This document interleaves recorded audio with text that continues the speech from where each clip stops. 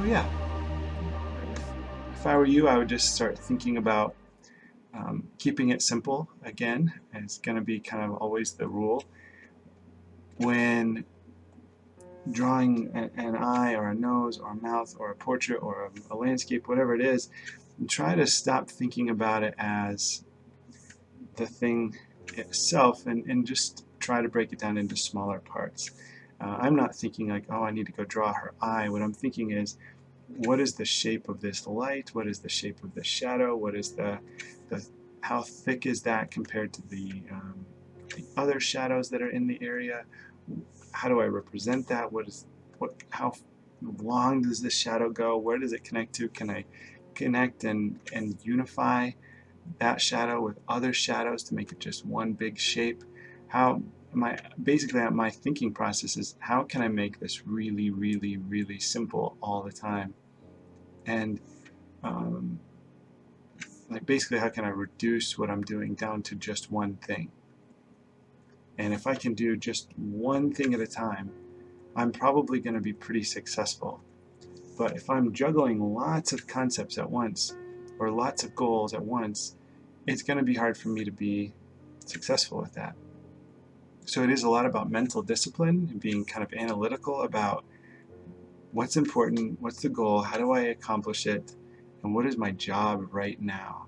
And I think in art, there's just so often a confusion that we don't know what we're supposed to be doing at a given point in the drawing, or the painting. We don't know, um, and obviously we don't know how to get there if we don't know where there is. You know, there's a freshness about just the initial blocking and of a value that you will very quickly lose if you remove all of it. I think there's a really good reason to leave, even if you have some inaccuracies. It's a really good reason to leave some of the initial work showing through, to just let it pop through.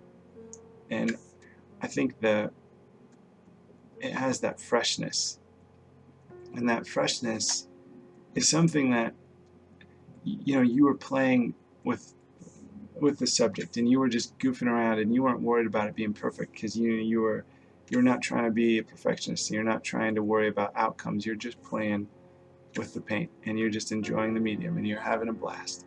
And as you did that, if you were painting in that way and following that kind of ethic, you were free, and you were taking risks, and you weren't worried about it.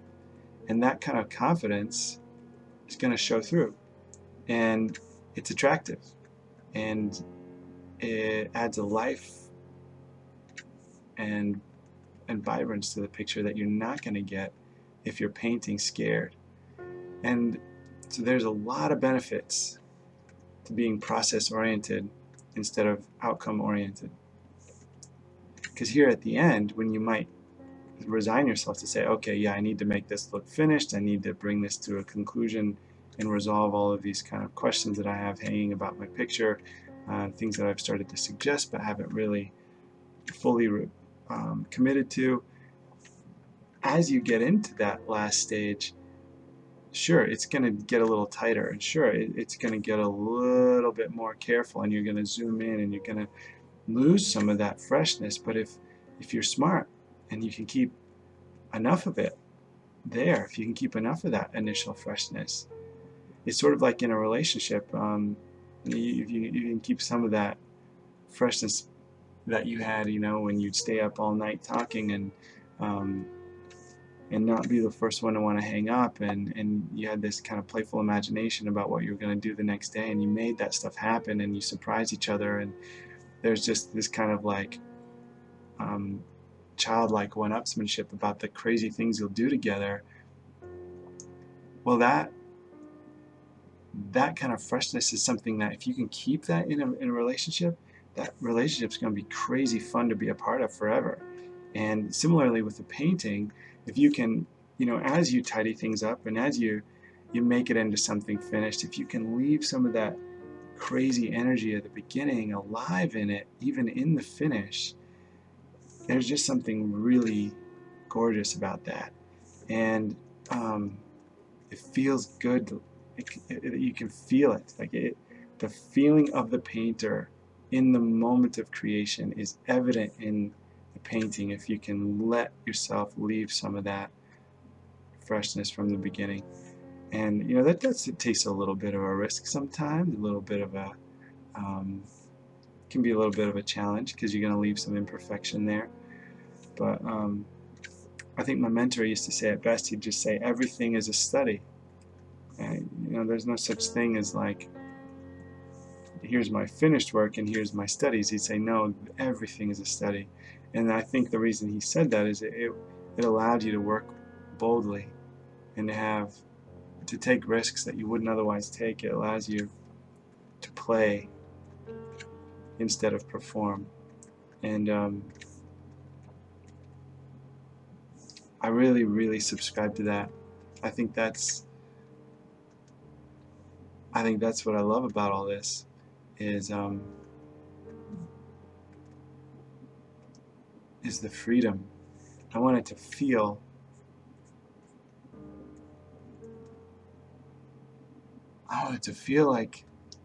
like running in tall grasses as a little boy. I don't want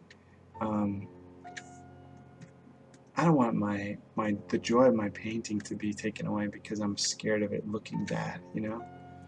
So here we are, doing the work and loving it.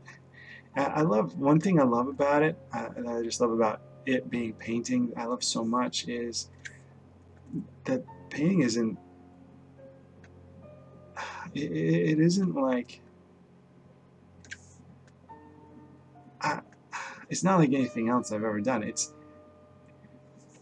is so satisfying, but so dead simple. I don't think that, a lot of times people say, oh my God, you're an artist, you're so talented, or this or that. People talk to artists in such funny ways. And, I think there's a lot of mystique about it that isn't real. I really don't feel like it's real. I think a lot of making artwork is really mechanical and just mundane. So, like here I am, just grabbing color and putting it in basically the right place to show that her lips are in shadow, right? Or that the top lip is downward facing and therefore in shadow. And that is not a complicated thing. That is just, I'm just observing reality, and I'm noticing things about it and translating those things to a canvas. There's nothing mysterious, complex about it. And yet, like, there are all these mysterious concepts tossed around artists, like, and people feel like, I can never do that, or that's not me, or I don't even know where to start. Well, I think just start by looking closely at something and trying to break it down into simple parts, and then find a way to translate those simple parts into something else, whether it's a drawing or painting or sculpture or music or whatever. And yeah, there's intuition, and there's innovation, and there's the creative spark, and there's risk-taking and shame and glory and all kinds of things in it. But really, there's a lot of just, when you go for a hike up a mountain, I don't know how to say it other than this, maybe. You go for a hike up a mountain, and on the hike, all you're doing really is putting one foot in front of the other so that you don't fall.